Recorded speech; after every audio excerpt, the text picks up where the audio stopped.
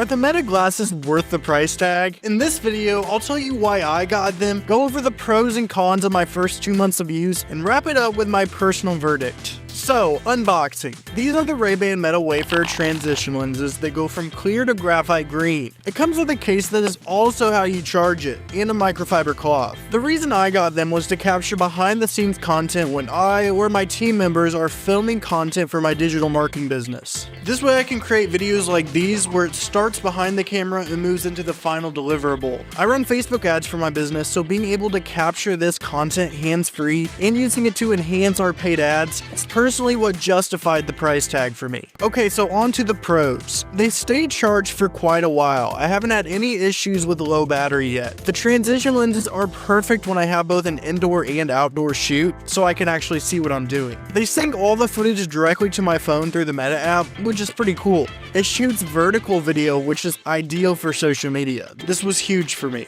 And the stabilization is decent. Now onto the cons. The frame is really bulky and definitely reduces my peripheral vision. The video quality is alright at best. According to ChatGPT, it's 1374 by 1824. But obviously the sensor here is tiny, so I really can't complain that much. I understand the need for the LED light when recording, but I have to add it as a con on this list because it can be distracting when filming. And let's be honest, they're not the most stylish glasses.